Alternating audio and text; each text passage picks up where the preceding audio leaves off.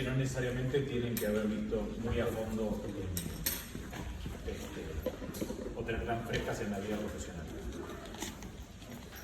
Vamos entonces a arrancar con un breve repaso neurológico,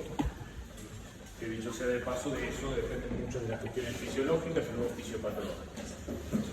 La retina es la más interna de las tres membranas periféricas en el globo ocular. Recordemos las capas, hablamos de una túnica fibrosa constituida por la esclera y la córnea hacia adelante, luego una túnica vascular constituida por la úvea con sus proyecciones con componentes musculares en el iris y el cuerpo ciliar, y luego finalmente la túnica nerviosa, que es la retina. Probablemente es la única que tiene un origen neural, es decir, que viene de una proyección del telencéfalo, de las vesículas telencefálicas, del diencéfalo, que luego se divide en telencéfalo con la vesícula óptica por el cierre del tubo neural, y cuya imaginación va a formar la cúpula óptica, de la cual van a venir las distintas capas de la retina. La cúpula óptica se observa en el embrión de 7,5 milímetros, o sea, de muy chiquitito ya podemos tener parte del desarrollo, con una capa interna que va a ser la retina neurosensorial y la capa más externa que va a ser el epitelio pigmentario retiniano. Si recuerda que cuando hablamos de interno hablamos con respecto al ojo, y más externo más cercano a la esclera. La capa interna o neuroepitelio, como también lo vamos a llamar cuando observemos en patología retina del movimiento del neuroepitelio, vamos a hablar justamente de los provenientes de esta capa. Va a tener una diferenciación en el espesor interno-externo, diferenciación del centro de la periferia y una velocidad de crecimiento que es mayor con respecto a la capa externa. De esto devienen un par de cuestiones. Eso de diferenciación del espesor de interno a externo, diferenciación en el espesor de interno a externo, va a hacer que tengamos una capa que sea células ganglionares y otra capa que sea fotorreceptores, por ejemplo, en una retina madura, cuando en realidad tenemos todo un cúmulo de pluripotencialidad en la cúpula óptica originalmente. La diferenciación centroperiférica, bueno, esas células fotorreceptoras no solamente van a tener una diferencia en que sean conos y bastones, sino que también van a tener características específicas de esos conos con respecto a qué pigmento tienen presente, que va a permitir ser más sensibles a una longitud de onda versus otras. Y parte de esto es la velocidad de crecimiento. Disculpe, pero tengo la garganta medio detonada, así que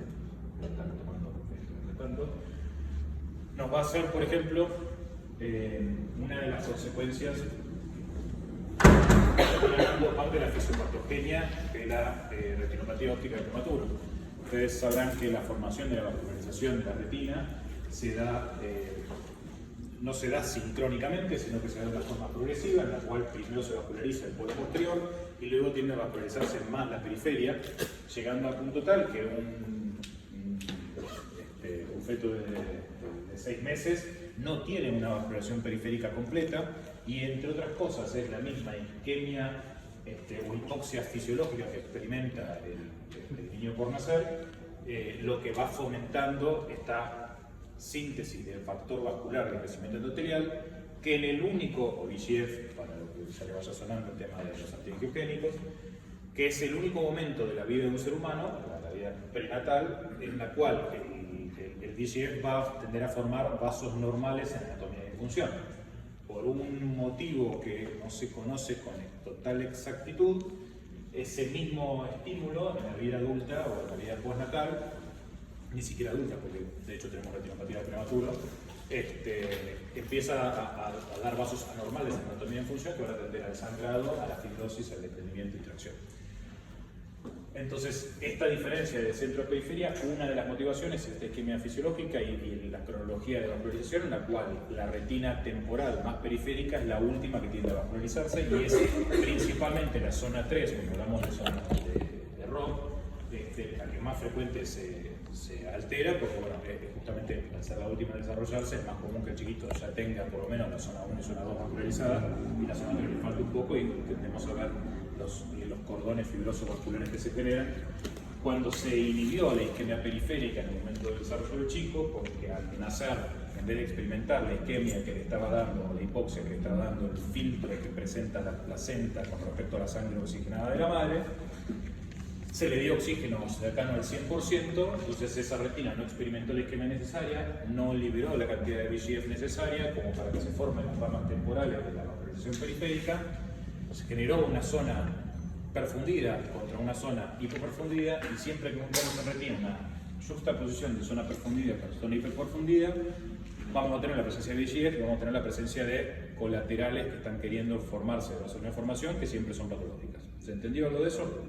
Bien. Entonces, esas son las tres diferenciaciones que tienen su origen embriológico y que luego encontramos en la retina más presente de una forma patológica o no. Y luego la capa externa del epitelio pigmentario retinario va a tener una diferenciación temprana durante el primer mes. Se adquiere el pigmento y se tienden a aplanar las células. Tienen los complejos de unión de zona adherens y zona occludens, las uniones de tipo GAP que están presentes desde los primeros estadios. Esto, me acuerdo que alguno de ustedes, una chica fue, me había preguntado el tema de las uniones cohesivas entre sí. Si el epitelio pigmentario tuviera uniones de tipo zona adherens o zona occludens con los fotorreceptores, no tendríamos los desprendimientos de retina. ¿Sí? Los desprendimientos de retina se dan justamente porque no hay ningún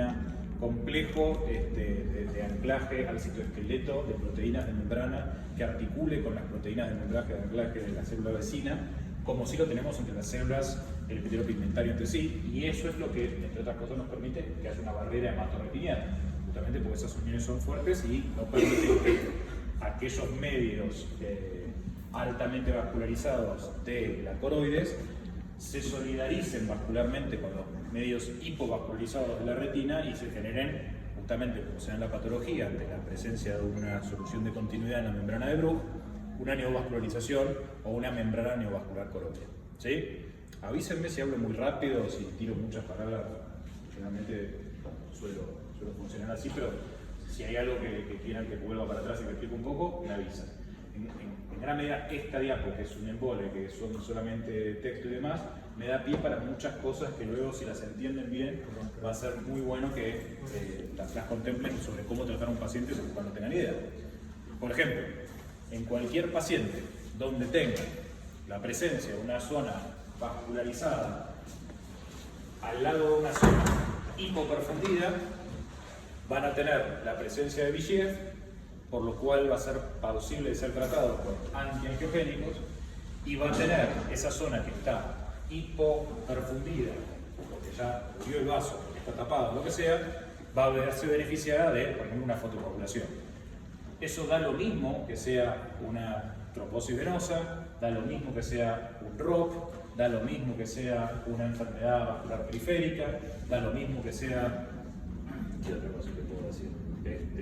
Algunos tipos de vasculitis y sus secuelas. Y fíjense como, si bien fisiopatológicamente el origen de esa oclusión vascular puede ser totalmente distinta, el tratamiento termina siendo el mismo porque la problemática sigue siendo la misma, que es evitar la neoformación de vasos por la presencia de VEGF. Vamos a lo otro que estábamos hablando de acá abajo y de las células, las cuestiones del epitelio pigmentario. Cada vez que tengamos, por algún motivo, una disrupción de una barrera que está por debajo del epitelio pigmentario, esos vasos abundantes de la coroides van a querer solidarizarse con la poco profundidad retina, que está poco profundidad por diseño, para que no tengamos vasos que nos tapen la luz y podamos aprovechar al máximo los fotones que ingresan a la retina. Siempre que tengamos alguna solución de continuidad, sobre todo de la membrana de Bruch debajo del epitelio pigmentario, vamos a tener una protrusión de esos vasos hacia arriba con la formación de una membrana neovascular coroidea. En este sentido, da lo mismo que sea, porque fue una señora que fumó toda la vida, de la ascendencia de nací, con exposición a rayos ultravioleta en un lugar donde no fue que evolucionó sus ancestros, y eso generó un depósito de